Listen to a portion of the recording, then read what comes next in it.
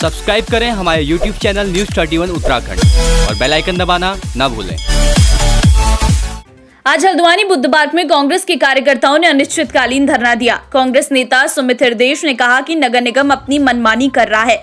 निगम ने कोरोना के नाम पर जनता के पैसों की लूट की है और उन्होंने निगम में हुए दुकान नामांतरण के मामले में भी सवाल उठाए हैं और कहा कि नामांतरण में जो स्टाम्प पेपर का इस्तेमाल हुआ है वो भी वैध नहीं है, जिससे स्टाम्प शुल्क में भी नुकसान हुआ है। निगम पर गोले बनाने के नाम पर भी पैसे लूटने की बात कही है। उन्होंने कहा कि नगर निगम पूरी तरह से भ्रष्टाचार का घर बन चुका है। जी सुमित जी, आज धरने का क्या कारण है, किस वजह से आज आप धरने पे बैठे हुए हैं? नहीं, देखिए, समाचार पत्रों के माध्यम से पता लगा है कि जो नामांतरण होता है दुकानों का, उसमें भारी घोटाला नगर निगम ने करा है।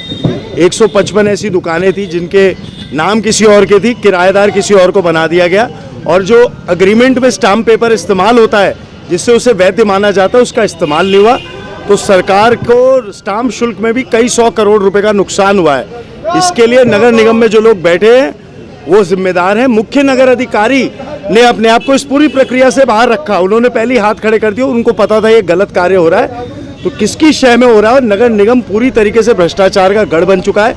1,06,000 रुपये कह रहे हैं आपने गोले बनाए सोशल डिस्टेंसिंग के।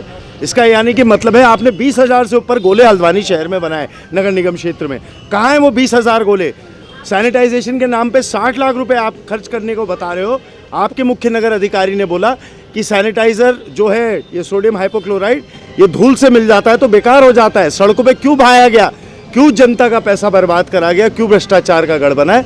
इस विषय में लगातार यहाँ अनशन जारी रहेगा। जी सर, आज धरने पे बैठने का कारण क्या है? इस तरीके से जो नगर निगम द्वारा इतना भ्रष्टाचार हो गया है, जो करोड़ों रुपए का है, जिसमें असेसमेंट कमेटी और मार्केटिंग कमेटी जो कि दोनों इन्वॉल्व हैं, जिन्होंने जिससे नगर निगम की आय बढ़ती है, उसी में इतना बड़ा घोटाला इन्होंने कर दिया, जिसमें हमारे मेयर साहब का भी पूरा है।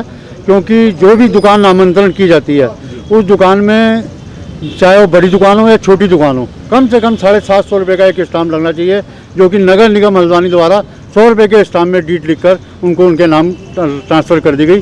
घोटाले लगभग लाखों रुपए का घोटाला जो है इस समय नगर निगम द्वारा हुआ है। राहुल जी, जिस तरीके से नगर निगम हल्द्वानी पे आरोप लगाए जा रहे हैं भ्रष्टाचार के और इन सारी चीज़ों को लेकर आज धरना है, तो कैसे किस तरीके से देखते हैं आप इस सारे प्रकरण को? देखिए, ये जो आरोप है ये तो बहुत पहले से नगर निगम में कहीं ना कहीं पर भ्रष्टाचार होता है और भ्रष्टाचार होता था, ये कहीं ना कहीं पर एक आम जनता जानती थी। लेकिन अब आजकल हम लगातार रोज एक बड़ी मीडियाओं के माध्यम से, समाचार पत्रों के माध्यम से लगातार देख रहे हैं कि अभी इन्होंने नामांतरण के नाम पर नगर निगम में जिस तरीके से करोड़ों को रुपए का स्टाम्प चोरी का खेल यहाँ पर खेला है और वो जो पैसा है वो किसकी जेब में गया है, इन्हीं सभी बातों को लेकर, इन्हीं सभी मांगों को लेकर के, इसी भ्रष्टाचार को लेकर के आज हम लोग यहाँ पर बैठे हैं। जैसा आपने देखा होगा कि कोरोना काल में इतनी भारी संख्या में यहाँ पर एक पूरे देश में महामारी फैली है, जहाँ पर नगर निगम की जिम्मेदारी होती है कि वो एक अपने आम नागरिक की एक रक्षा करे, आम नागरिक की जिसे कहते हैं कि अच्छी व्यवस्था करे। वहाँ पर सैनिटाइजर के नाम पर भी कहीं ना कहीं पर